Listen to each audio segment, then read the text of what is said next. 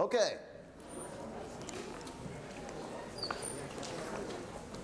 I hope I can promise you that this is going to be the worst lecture of the quarter.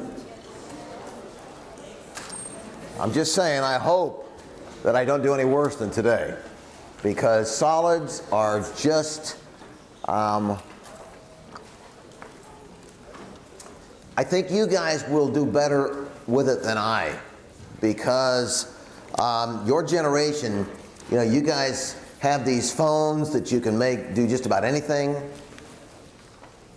This is my phone. Okay. Yes. Not easy to text with. You know, I got to hit 4 things to get an S. Okay. Yeah. So I just don't do it very often. Okay. So I could literally go 2 or 3 days without even opening this phone. Okay. That's how little I use it. You got one like that too, but you probably use it more than I do.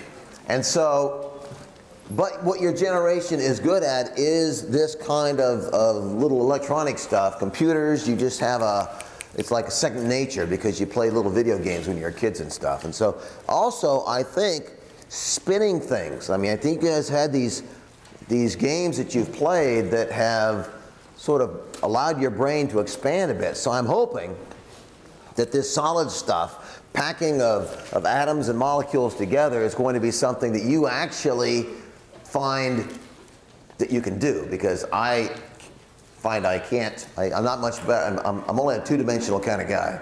So so we're going to talk about solids. No more. I scared a lot of people, I guess, on Tuesday with all the gas stuff. You know, I had like 20 people come to office hours. I've been getting emails. People worried about stuff. So we're going to go to solids now.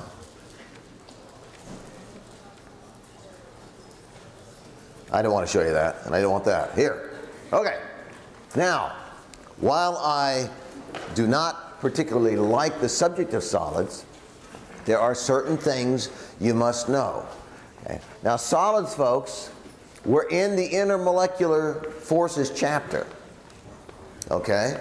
So this is still intermolecular forces. It's just that now, instead of it being a liquid, like water added with ethanol, and it's hydrogen bonding and why they stay liquids and all, now we're going to why are things solids and how do they pack. Okay? Now there's 7 different kinds, okay, of crystalline solids. You only need to know one kind. Okay? And it is the cubic. Okay? Because my brain does not, you'll see what the others look like. So this, folks, is a simple cubic. It's a lot like this table right here. Okay? With an atom, it can be an atom, it can be an ion, it can be a molecule. Something right there. That's called a lattice point. One here, one down there, one there, one here, one here, one here. 8 corners. There's 8 corners of a cube. Okay? So you have this one, and it is called a simple cubic. Now, on a simple cubic, the atom, or let's say it's an atom here, its center is right here. Okay, right on the corner. So when we start stacking these things, how many centers or corners are there going to be right here? Look at this and tell me, if I start packing stuff all around this point right there, how many cubes can I fit around that point right there? 8. Okay? You go, wait a minute, it's only got 6 sides. Got 6 sides, but we've got 8 corners. So you can actually pack it. If you don't believe me, get some blocks and do it. Okay? So how much of that atom do you think is inside that box? 1/8. Okay? This is called a simple cubic. Okay? It's a simple cubic, and it's as simple as it gets. It's as empty as it gets. So how many atoms are, when you add all the 8s up, how many atoms are inside a simple cubic? It would be, there's 8 of them. times 1/8 is 1. There's one atom in the unit cell for a simple cubic. Folks, that is as easy as it gets. Okay? The next one then is a body-centered cubic. That would be like if this was one more atom and I stuck it right here. Okay? Inside, completely inside. See that one right there? There it is right there. It's completely inside this cube. So now how many atoms are there per unit cell? 2. Okay? And then we get down here where there is the same, it always has these 8 corner points, but then we're going to put one right here, so it's half in, half out. One here, half in, half out. One here, half in, half out. One here, half in, half out. One here, half in, half out. And one down here. It's got 6 faces. Okay? And it's half in, half out. So that's going to be 6 times a half. Okay? So how many atoms are in a face-centered cubic unit cell? 4. 1 for these guys, and then you've got 1, 2, 3. You can't see the other 3, but each of those are half, and so you have 4. So folks, on the exam, you're going to be expected to know these numbers. There will be a multiple choice question. It would be something like a body-centered cubic has 1, 2, 3, or 4 atoms in the unit cell. That's simple. Is there anybody here who could have missed that? If anybody misses that, I'm going to put up a list of names after the exam and say these people were not in class, obviously, because I'm too good of a teacher to not have you understand this. Okay? 1, 2, 4. Okay? Now you can all remember and memorize that, but the real important thing, folks, is that you are able to conceptually see this in 3 dimensions. Okay? So any questions on these? And then what happens is the unit cell, folks, is the smallest part that allows you to then duplicate that exact entity. What I mean by that is like an atom. If you break an atom, a sodium atom is the smallest unit. You start pulling off a neutron or a proton or an electron, it's no longer sodium. So a whole atom is the smallest you can be. Then you can have a whole bunch of atoms and make a mole of atoms if you want. The unit cell, it's the same thing. That is the smallest thing that defines what it looks like. You have one of these, then you just start stacking them together. One of these you start stacking together. This is what it looks like when you've got 8 unit cells together. 8 unit cells, 8 unit cells. Okay? So once again, it's the smallest piece that you can have and still recognize it as one of these things here. Okay, does that make sense? And once again, folks, it's important for you to understand that we can have, they say this is gold, okay? So I guess gold, polonium, and uranium. That's how they stack. All right? But it can be an atom, it can be an ion, it can be a molecule like water. Okay, you can have water at each one of these points, okay?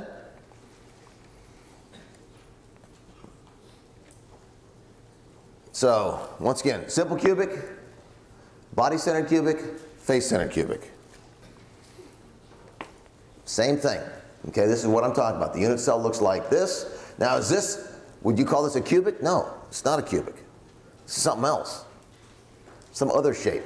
Maybe like a rhombus or a, yeah, probably a rhombus. What is this? Who can tell me what is that? What is that shape, that geometric shape? Rhombus? Oh, good. Parallelogram. Okay, well, I think a parallelogram is also a square too, I think. But anyway, okay. What is that? Parallel piped? Oh, I see. Okay, well, thank you for that comment. That will not be on the exam. But this is how they pack, okay? Once again, once you have this shape, then you can put them together and make the big thing. It's like blocks. If you cut a block in half, it doesn't do you any good. You can't tell what the block looked like. You need the whole block, and then you can build a bunch of stuff. So what does this thing say? Crystalline solids. Okay, so there are some general things. Unfortunately, they're not that specific. Okay, so possess rigid long-range order. That is true. Crystalline solid atoms, molecules, or ions can occupy. That is absolutely true. And an amorphous does not possess well-defined arrangements and long-range molecular order. So what I'm going to use this classroom as an example. Okay?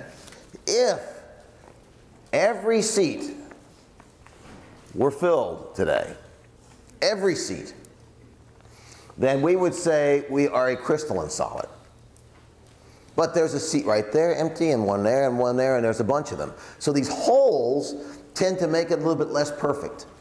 And these holes can cause destruction or distortion in how things look and all. So that would be more of an amorphous. This is still too ordered for amorphous, but still. Amorphous can have some order to it, and then it's got a hole, it's got some weird kind of bonding going on.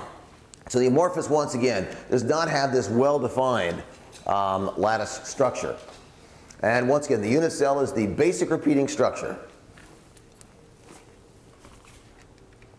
Lattice point. Lattice points, as I said, can be either atoms, molecules, or ions. Okay.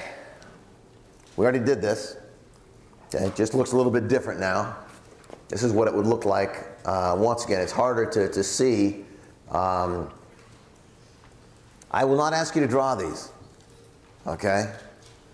Because if we do, all the females, almost all the females will do a much better job than the males. It's a stereotype that I probably shouldn't have, or it's a bias, but I have 2 sons and a daughter. And I've had female students. Whose writing can you not read downstairs, Josette, in the lab book? Brent. Yes, yes. Can you read Gloria? Yes, perfect. Okay, so I can't draw these very well. You're not going to have to draw them either, but I want you to understand the basic structure, okay? That's the main point. Okay. So, simple cubic. You can see there's nothing stuck inside there, okay? Body-centered cubic, there's one inside. It's easier to see right there for me. That one's a little confusing down there. And then this one. Okay, this just sort of shows how on this side there's 4 sides here, and then there's one that cuts it in half, and then there's 4 more. Okay, so this is the one that's got the 8, and then this is, I think that's right, corner out of, yeah, and this is one just cut in half. Okay.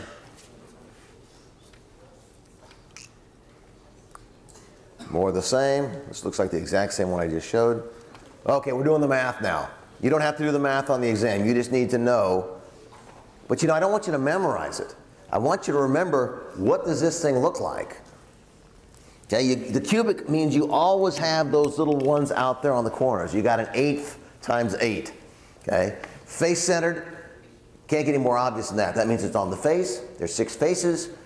You can only, if you got 2 sides, you mean you got to share half with each.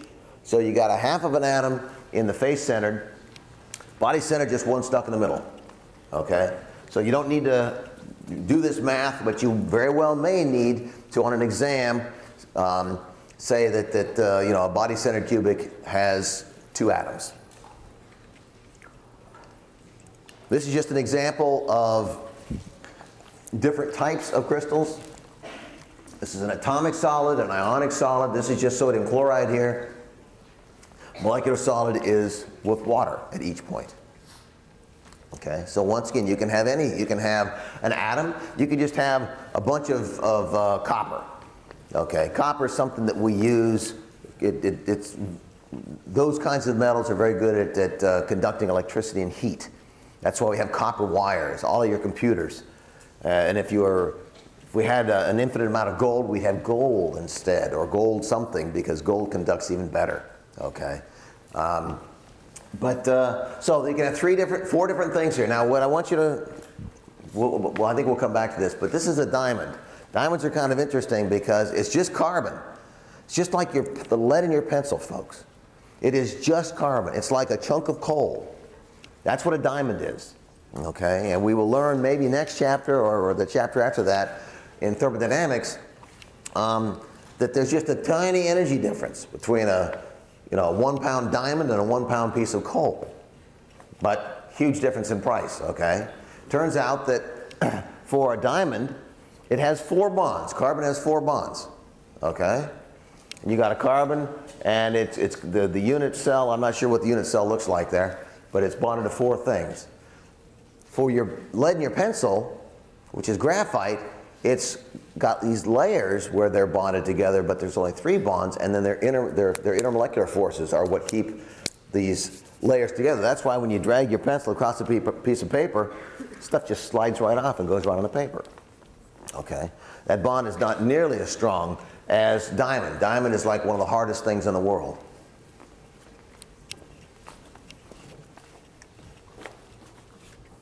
Okay, 7 types. So, I would say,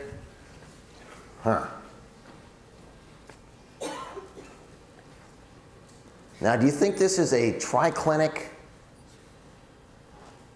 and a monoclinic?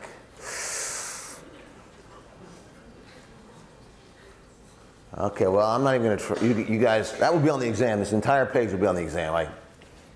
I'm lying. Okay, you need to know there are 7, though.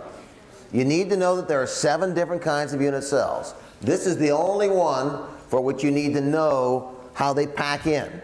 Okay, because it's the only one that my mind will allow me to understand and remember. Okay? These other ones, obviously, you're going to put points. You're going to still have a lattice point right there. You're going to have 8 of them here, 8 of them here, 8 of them here. This one looks like it's got a little bit more than 8. But they just get too complicated for me. Okay? So feel free to learn all this. You do need to know that there are 7 types of unit cells. Give me an exam question. Number of unit cells: 1, 3, 5, 7, 9. Okay? Okay, this is where I start having problems. Okay? So metals have high thermal and electric conductivity. I'd said that about soda or about copper. If you, I actually, I don't wear my wedding ring anymore because I got too fat. And plus, that's probably a word I can't say. I put on some weight. But I have some arthritis in my finger joint here, so my wedding ring doesn't quite fit. But I remember one day, about 10 years ago, I walked out of this room, and the door didn't have the resistance that I was expecting. The spring was broken or something like this. And when I opened the door, I pulled kind of hard, and the door just went open really fast like this. And it turns out that the handle was like this, and my hand sort of slammed into the wall. Not hard, I wasn't hurt. But my ring was smashed. I mean, it literally just got like bent in, and that's because gold is very malleable. It says that right there, okay? I mean, if you have really good gold, I mean, like 24 karat kind of stuff, I mean, it's like soft, okay? So it is very much like, and that's why we can have wires that are copper wires that actually bend, okay? So, but these properties, folks, all of these properties are related to their atomic interactions within the lattice. So this is a few things here. So this is how they pack stuff. Okay, I'm good to write there. Okay, you got yellow ones, and then you got blue ones. They're going to put some blue ones on top now. Okay, top view, side view. I'm not sure where they came up with the extra yellows there, but anyway, this is the closest packing, okay? Look at that. You guys understand that? It's like making a sandwich, okay?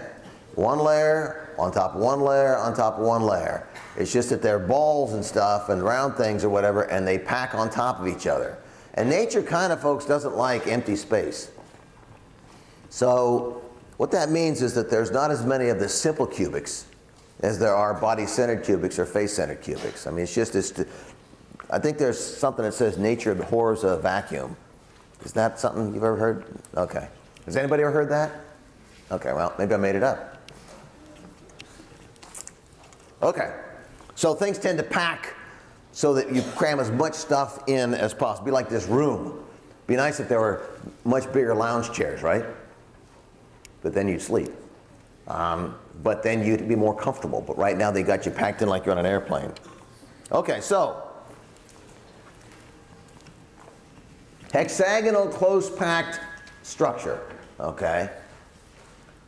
But so this one on top of this one, here's the unit cell.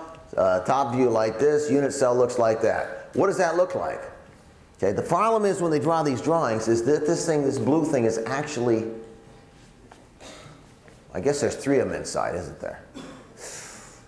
Okay. Hold on, let's see what it says. Oh, great. See, it just gets complicated. Josette, do you understand this stuff at all? Okay, good. Go to office hours. Or go to, I mean, this stuff to me, anyway, cubic closed packed. Okay, that's what that's called. You're going to have to know that in a minute. I'll show you why. Okay, note, cubic closed packed is face-centered cubic. That you need to know, okay, because there's different terminology. And so if you get something that says you've got a cubic closed packed structure, how many atoms are in it in the unit cell? You say, oh, well, I know that it's a face-centered cubic, so there must be 4.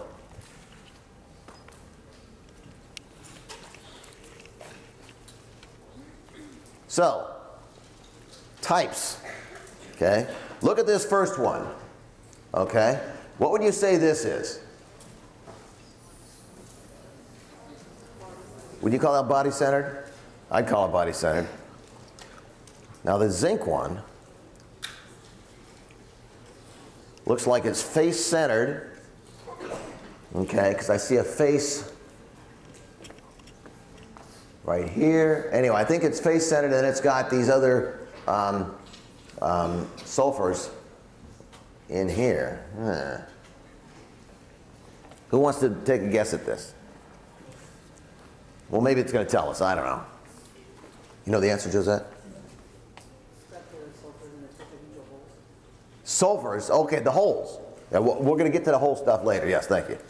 Okay, so before it was just a face-centered, but that was too empty. Okay, so sulfurs end up going in there and jumping in those holes. Okay, that makes sense. Ionic crystal. So what would a molecular crystal be? It's got a molecule. What would an atomic crystal be? It's got an atom. Okay.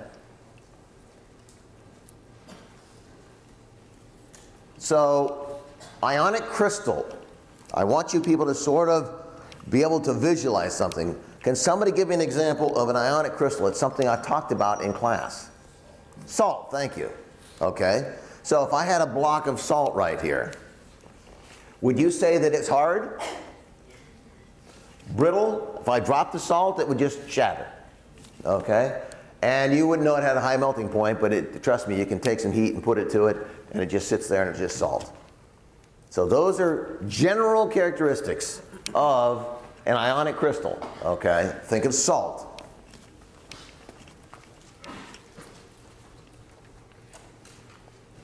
And you wouldn't know this, but if we had this block of salt and we put an electric charge on one side and something on the other side, it wouldn't conduct very well. Okay? You just don't have the electron flow that you need. Okay, so we're going to do a problem. Okay? Why are we going to do a problem? Okay, we're going to do a problem because you're worried about this. And you don't know what kind of questions I can ask on an exam. Okay? This question right here, folks, goes back to Chem 1A. For those of you who have not had Chem 1A in a while, I know there's some of you who took AP Chemistry in high school and have passed out of Chem 1A. So for those of you who that's the case, you're going to want to pay close attention. This is a very simple question, okay? But last night when I went over it in class, people were freaking out. They're going, how am I supposed to know this? How am I supposed to know that? So while I'm trying not to draw too heavily, on what you learned in Chem 1A. I do expect you to know what a mole is. Okay. I expect you to know how many molecules or particles or atoms there are in a mole. And I expect you to know what the molecular weight of something means. If something has a molecular weight of 18, okay, then that means that there's 18 grams per mole. That's what the molecular weight means. If something's got a molecular weight of 165, you need 165 grams to come up with 6 times 10 to the 23rd pieces. Okay? So you have to, you know, I don't want to have those of you who either didn't do well in Chem 1A or haven't had it in a while be at a disadvantage. But this is a class that builds on the previous quarter. So looking at this, okay, the element copper.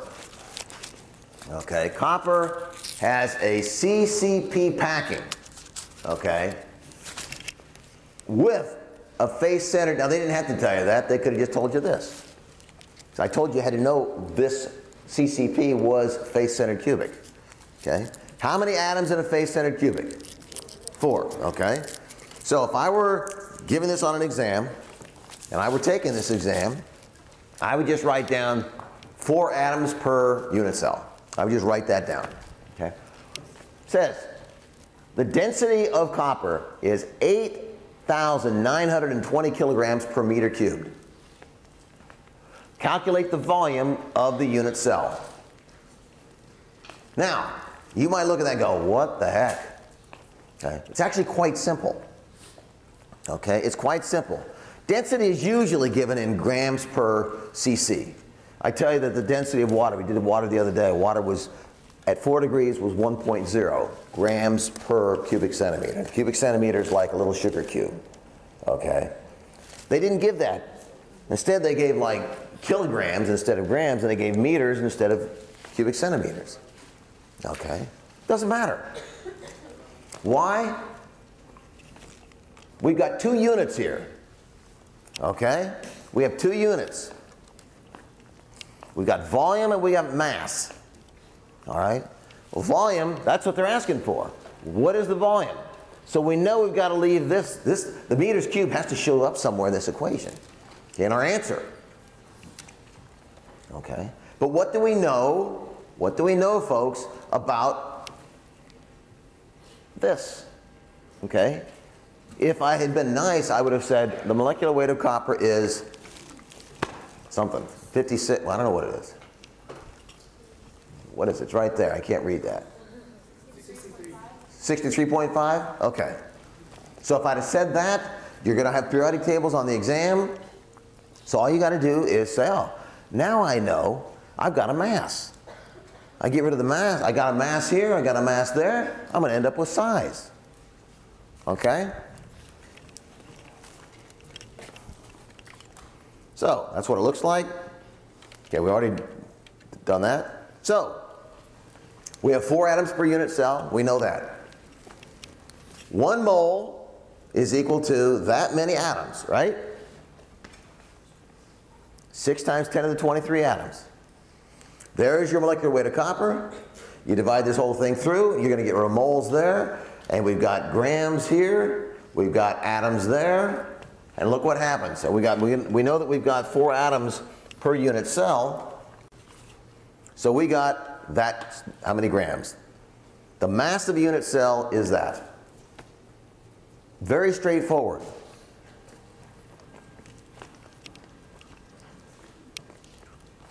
So I would, maybe what I should do is just let me ask you. Do you want me to put this up and you guys do it? And then I explain it? Or do I just do it? Because you have this in your notes. I want to do what makes it easiest for you. Okay, what's not easiest? I don't want what's easy at all for you folks. I want what's best for you. So what would work best? I mean, me just put the question up and you guys struggle with it for 2 or 3 minutes, 5 minutes, and then I go through how I would solve it? Okay, well, that's what we'll do on the next one. Okay. Okay, so, but you can see how we approach this. Okay? And you might be going, you got a periodic table, folks. You got mass, Now, you're screwed if you don't know this. Okay? I'm sorry, if you don't know that a mole is 6.0 or 6.022 times 10 to the 23rd, then you got a problem. But that is something that you need to know in this class. Okay? So now, folks, we've got how many grams we've got, okay? So now what do we do with it? Okay, well, they gave us the density, right? Nothing here, folks. This doesn't do us any good, because here's what they gave us, okay? But we do have grams, right? We got grams right here, and we got kilograms right there. So look at how simple it is. The density, okay, density, as I said, is, we saw earlier, in that case it was kilograms over meters cubed, okay? So it's just the mass, or mass over the volume, okay? That is the definition of density. 1 gram per cubic centimeter for water. So what is the volume? You've got the density. Did I give you the density? Sure. 8,920 kilograms. So we've got the density right there, and we've got the mass right there. That's going to tell us the volume. So you look at this thing right here, you divide that out like that, and you get that. Okay? Now, what you need to, and as I said, I'm not trying to rag on your generation, but I think you maybe aren't quite as good as my generation at estimating sizes and lengths and volumes, okay? What they gave us was, they said a meter cubed. That's a meter, okay? So it's this by this by this, so it's about this high. That's 1 meter. And that thing weighed 8,900 kilograms. That's like 9 tons. 9 tons for something that's this big. Okay? Because its density was in, they gave it to us in meters cubed. Okay? In meters cubed, what is the density of water? What is the density of water in meters cubed? I'm going to walk up here and point to somebody. Think of it. Meters cubed. Yes, you. 1,000. Yes. Thank you. 1,000 kilograms, because I just said that it's 1 gram per cubic centimeter. 1 gram per cubic centimeter, then you just take grams and make it into kilograms, and centimeters and make it into meters. Okay? Now, how many liters? Oops. Oh, I'm getting a phone call. Pretty cool. Haven't got one in days. How many liters, folks, in a cubic meter? Okay, well, a liter, folks, is 10 centimeters by 10 centimeters by 10 centimeters. So if this is my meter, I'd have 1 here, 2, 3, 4, 5, 6, 7, 8, 9, 10. 10 this way, 10 this way, and 10 that way. What is 10 times 10 times 10? 1,000. So there's 1,000 liters in a cubic meter. So we've got this meters. Now, look at what the question was in. It didn't say give it to us in meters cubed. Okay? You'll lose a point or two. If this is a 10-point question, you'll lose a point or two if you leave it like that. Okay? Because you've gotten the real volume, but I'm asking for you now to reduce it down to mils. Okay? So how would you do that? Well, you would do liters, because you divided that by 1,000, and then there's 1,000 cubic centimeters per liter. So that is the volume right there. 4.73 times 10 to the 23rd.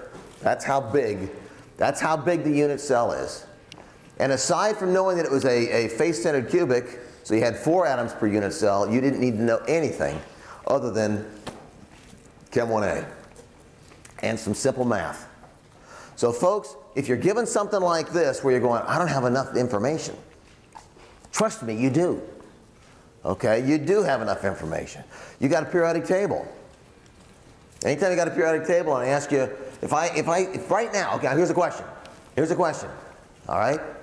You've got 26 grams of lithium. 26 grams of lithium.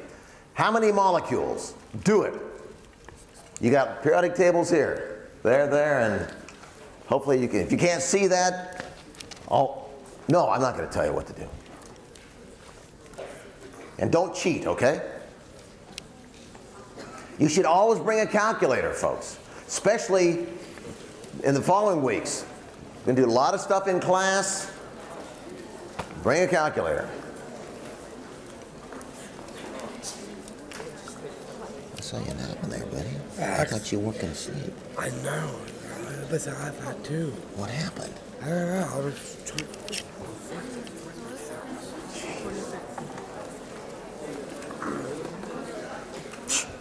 Michael Mike really.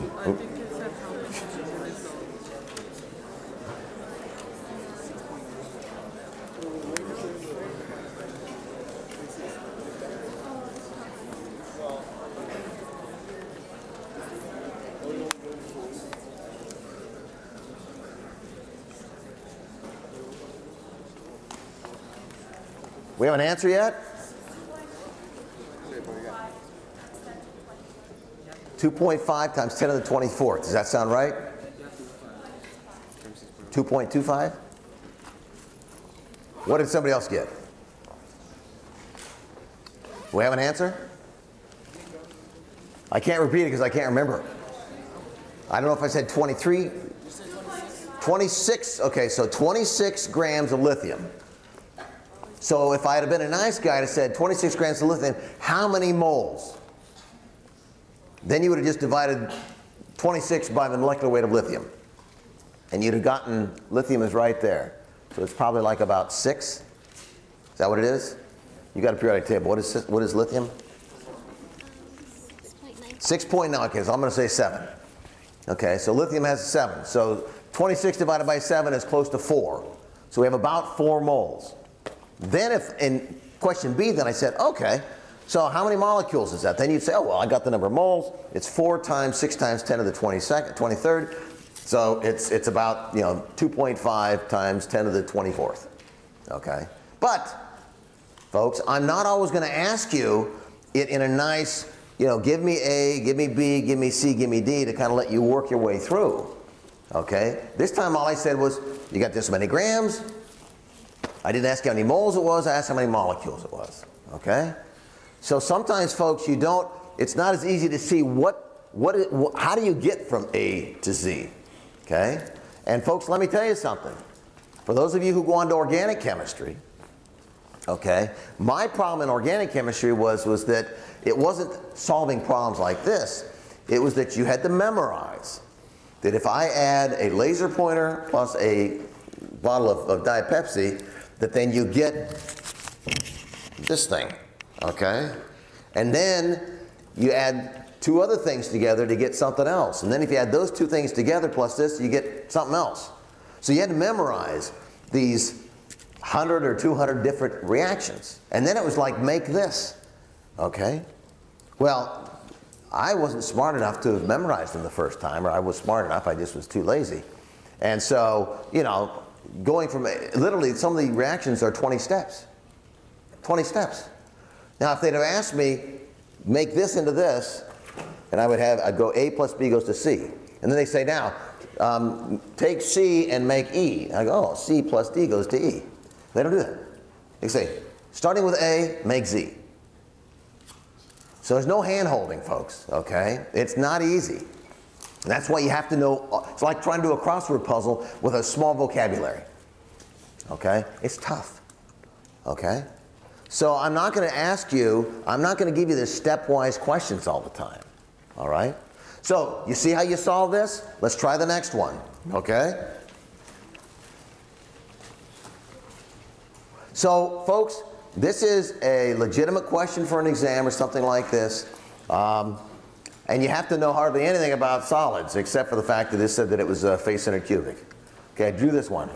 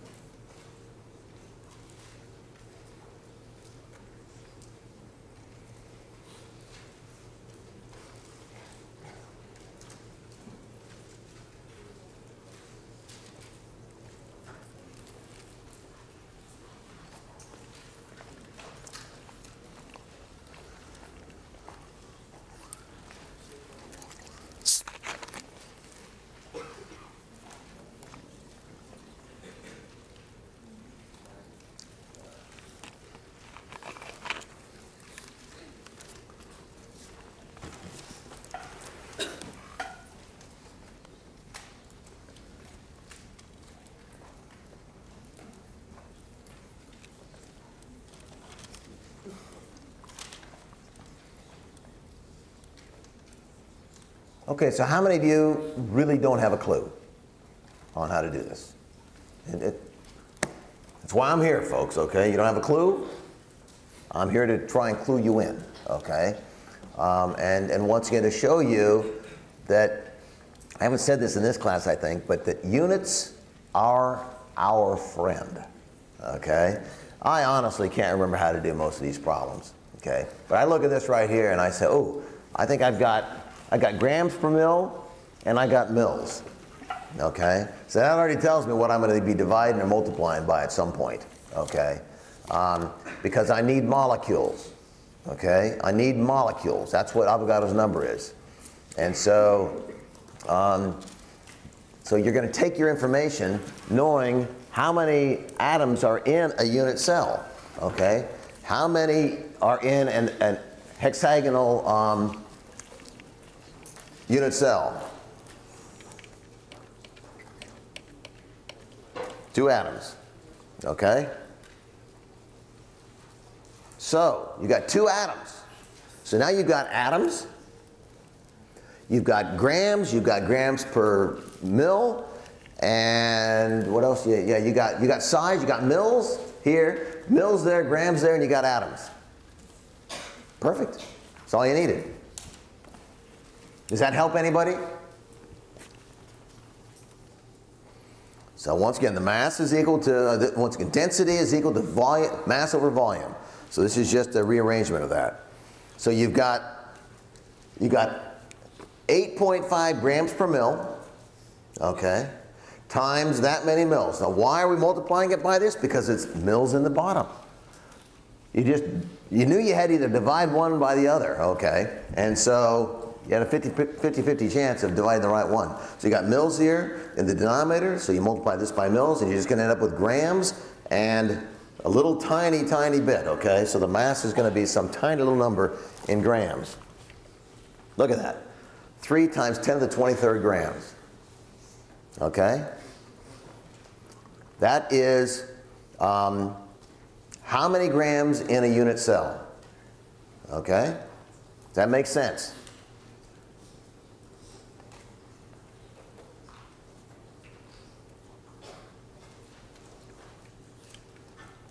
So you got that many grams in a unit cell, you got this many grams for beryllium, times 2 for the unit cells, you end up with 6 times 10 to the 23rd.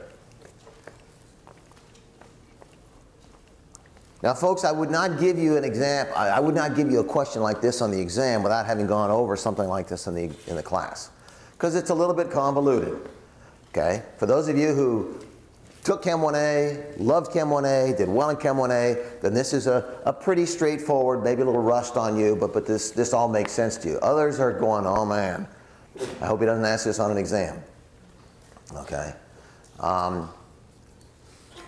But it's math, folks. It's the kind of math that you should not be afraid of. It's rearranging things. So, practice this kind of thing, okay? I'm not sure. Okay, so here's the difference, as I said, between a diamond, which is bonded to 4 things, and graphite. You have these layers of graphite, okay, where they're bonded to 3 things, 1, 2, 3. And then you have these layers that are intermolecularly forced attraction here. And these layers just fall right off of your pencil right onto the paper. Huge difference from something like glass or diamonds, which can cut glass, okay? Huge difference. Intermolecular forces.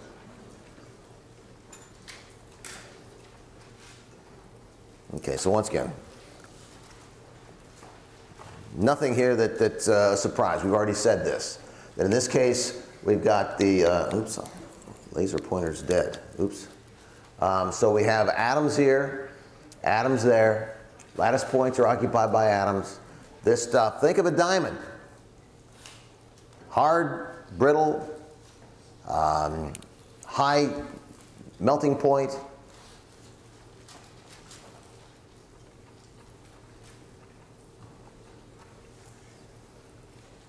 All right, so that we'd already said. So, metallic crystals, they're a little bit different, folks, okay? Lattice points are occupied by metal. Think of copper.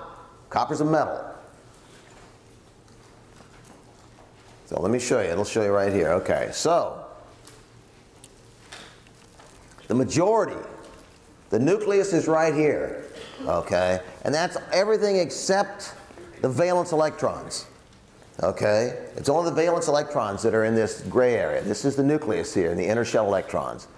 And then you've got, it's almost like just this a commune, you know, back in the 60s, you know. You share everything, you know. And so these electrons are what we call a sea of electrons. And so if you apply a little bit of electricity on this side, it just flows without much resistance at all. I mean very, very little resistance. Okay? So this is a metallic crystal, and that would be copper. Think of copper, think of gold. Okay? Really good conductors of heat and of electricity. And so that's why we use them for that.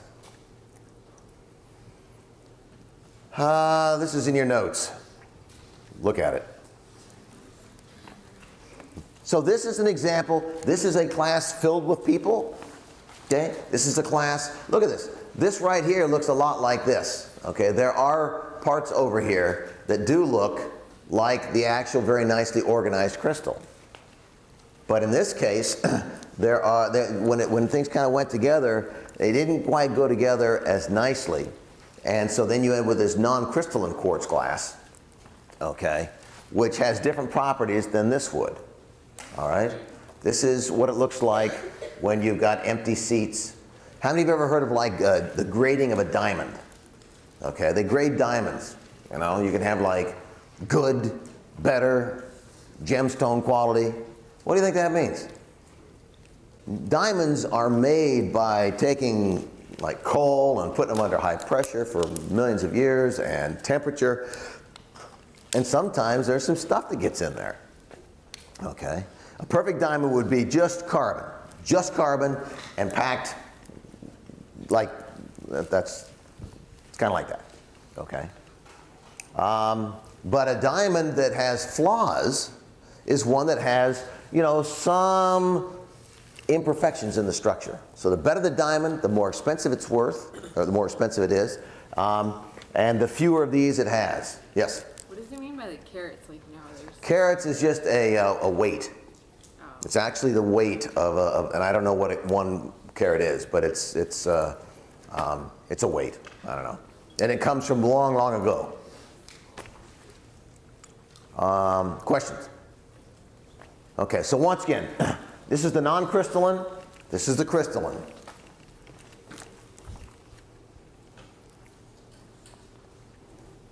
Okay, now, this is actually from your book. Okay, this is the first time I've used anything from the book. Well, the second time. This is the kind of stuff they give you. Okay? How many of you have read the book? How many of those people, their hands up, are lying? Okay. Well, I've just skimmed the book. Okay. So I want to, in this next half hour, show you a little bit, and I don't want you to panic. People asked me last night, why are you showing us this? Or why did you show us this? And it's, once again, it's to try and get you to think a little bit outside the box. That's what I was trying with the atmospheric stuff the other day, and it didn't work too well.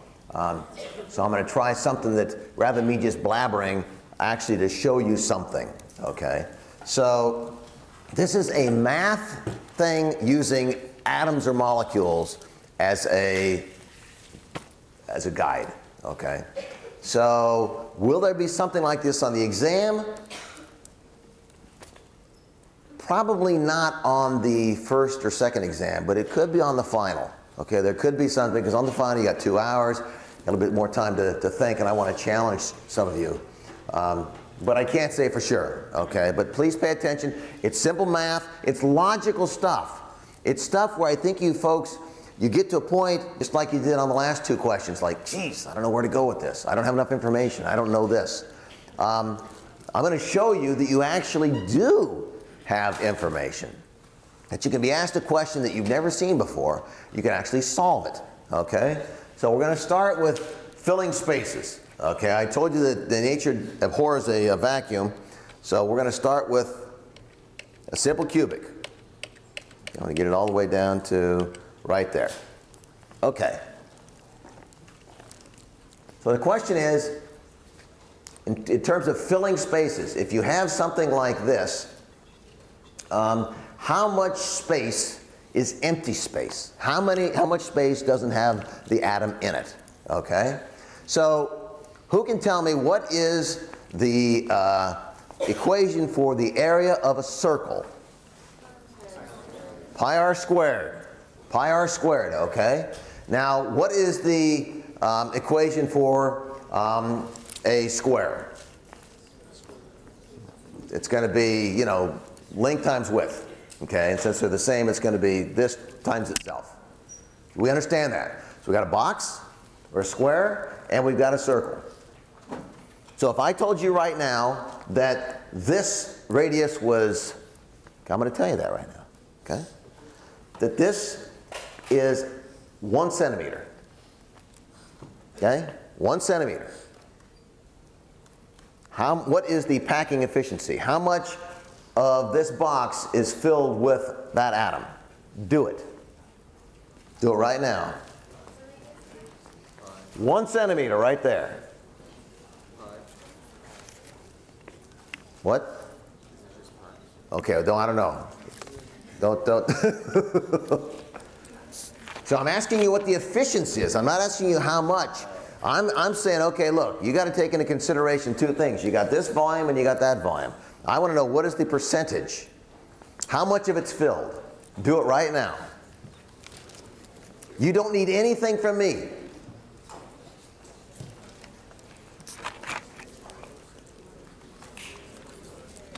This is a challenge, folks. It's a simple, this could be on an exam where I just said that is 1 centimeter.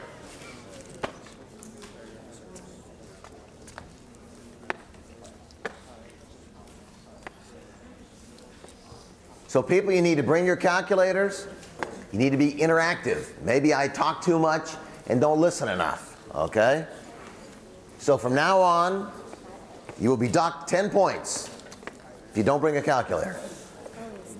Yeah.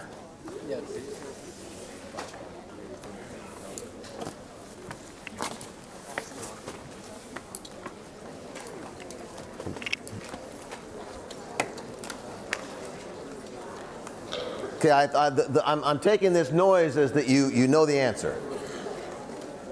Who wants to give me an answer? You. Okay, delta, first off, delta how many significant figures? What's that? Delta how many significant figures? 2 or 3. Okay, well that gives 78.5. 78.5, he says. Okay. Yeah, 78.5. Okay. Anybody else want to give me another number? So what is the equation? What are the two equations you need? What is the length? We said that for a square, you need this length times this length, right? What is this length right there? 2r, right? It's 2r. Or 2 centimeters, since I was nice enough to give you 1 centimeter there. So what is 2 times 2? 4 is the volume of the square. The volume of the circle is pi, like this guy said early on. So it's just going to be pi divided by 4. So 3.14 divided by 4. That's it. 78% of this is filled. Okay? Now does that seem awfully simple? Yes?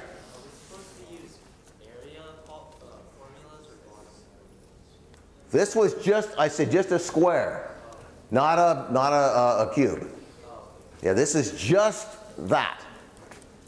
Okay, so just 2 dimensions. So does everybody see how simple that was?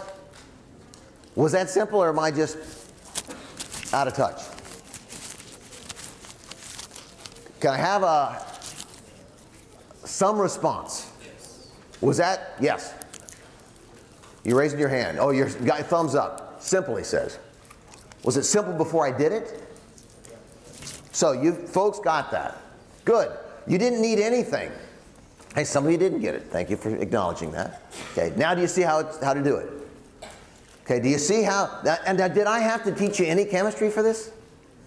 This was like my sophomore year geometry class, okay? Now it was a little tougher. This guy was wanting to know whether we had to do it as a cube. Okay, that's tougher, okay? But we could do that. Oh, do that. Do it. Good thinking, buddy. I want to know what is the packing efficiency of that sphere now in that box, in that cubic box. 4/3 pi r cubed. It is. So 4/3 pi r cubed, folks. That's something you should probably know. 4/3 pi r cubed is the volume of a sphere.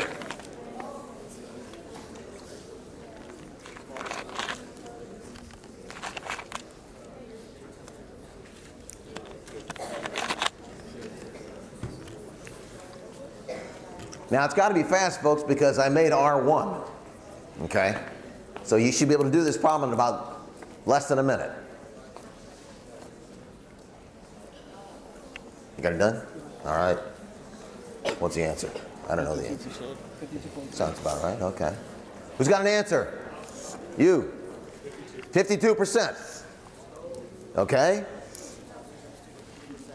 Perfect. Okay. Let me ask a question. And I want an honest answer. How many got that right? Okay, now, of those people with their hands up, keep them up. How many think they might not have gotten it right if I hadn't done this one first? Quite a few, right? So, once again, folks, I'm not always going to be there to tell you that this is the first step, this is the second. Organic chemistry, folks, is not like that. Okay? And even the problems that we just did, knowing how to get to the end. Okay? You got to think about it. But if you're asked a question and you're given something like this, instead of a picture, if I had said a circle fits exactly into a box, a square, what is the volume that is not filled? Instead of showing you, I might have had a problem with that. Okay? So it's math, it's simple math. Do not be afraid of it. And then you're going to see that this is exactly. So there it is right there. There's your pi r squared, 2r squared. And if you get rid of, look at this. R squared right there, R squared right there, just pi over 2. Oh, 2 squared, pi over 4. That's simple. Now, ooh, I'm going to ask you this one. That one right there. Packing efficiency for that.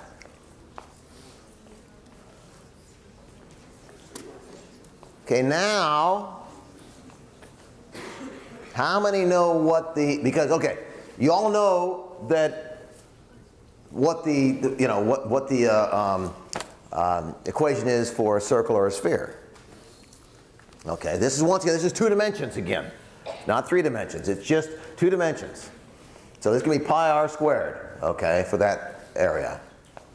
How many know what the equation for the area of a hexagon is? You do? Jeez. Okay, well I had to look it up. Why would I know that? Okay. The area is equal to 3, write this down, folks. You don't need to know it, but for this problem you do. The area is equal to 3 times the square root of 3 over 2 times the length right there. Okay?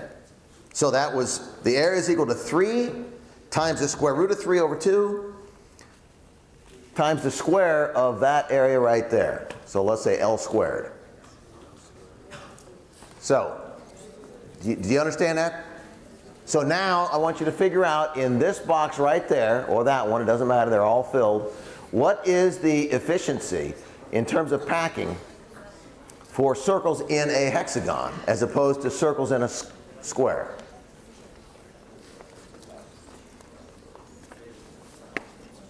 Got an answer already? I thought, oh, that young lady was stretching, I guess. Okay.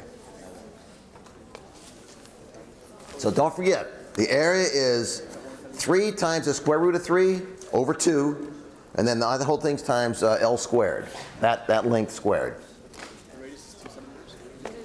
I'm not going to give you what the radius is this time. Oh, you don't need it.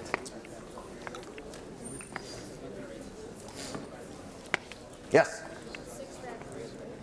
6 what? 6 times the square root of 3. Might be. We'll have to wait and see. I think that's right.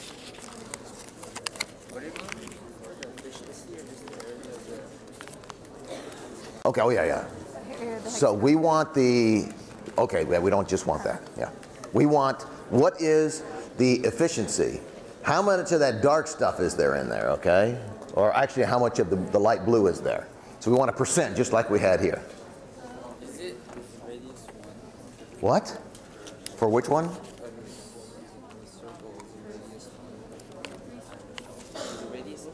Oh, I'm not giving that to you this time. Yes? Is it 90.7%?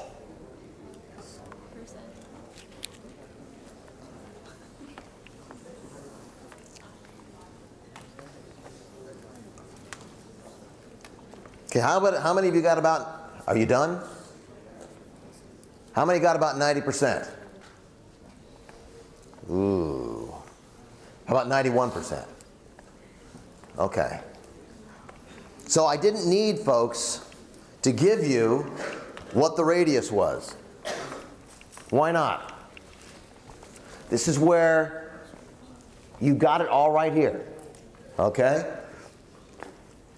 Look at right here. Is that in the center of that circle? In the center of that circle? Okay, so what is the length of this piece right here? 2r. Right? It's 2r. So you don't need to know that the radius is 1 or 2 or 5,000. As long as you got r in it, because you got to have an r in your circle equation, and you're going to have an r in your other one. Okay?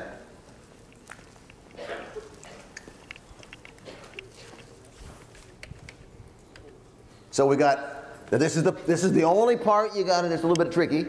Not really tricky. You've got how many circles inside that hexagon? 3.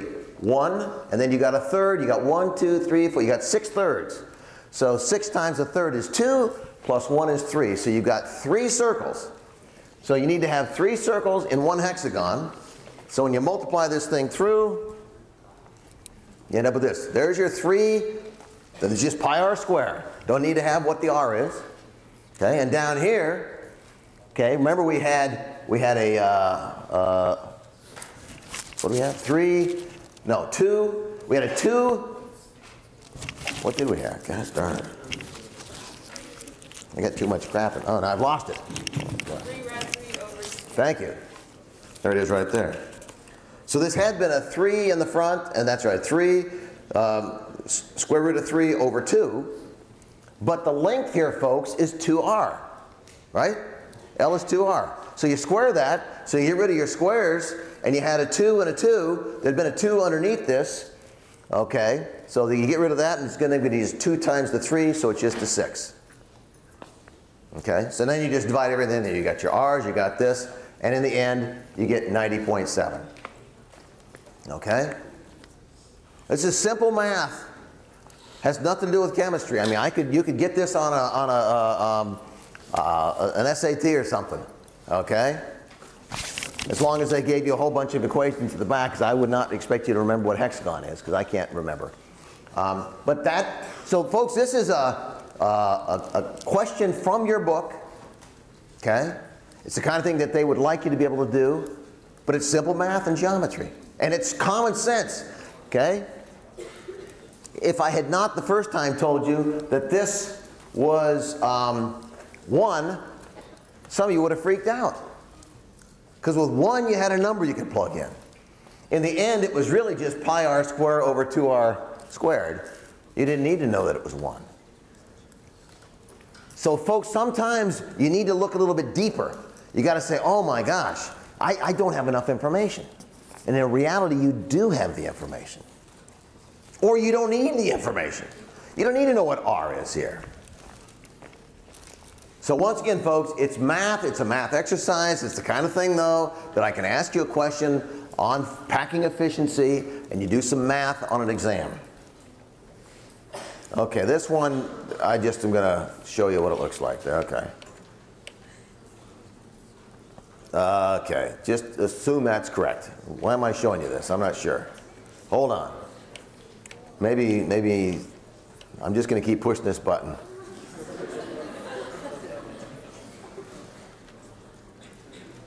Okay, answer. Thank you. Lattice holes. This goes back to what Josette was talking about. So you have this lattice structure thing, then all of a sudden there's a little tiny hole, oops, right in there. And guess what can happen? Whoop. Whoop. See that? Look at that. They're going everywhere. So you can have these little holes and stuff that I'm sure are important. You think, Josette? I'm not sure how important they are. We're done. I can't handle it anymore, folks. I'm sorry.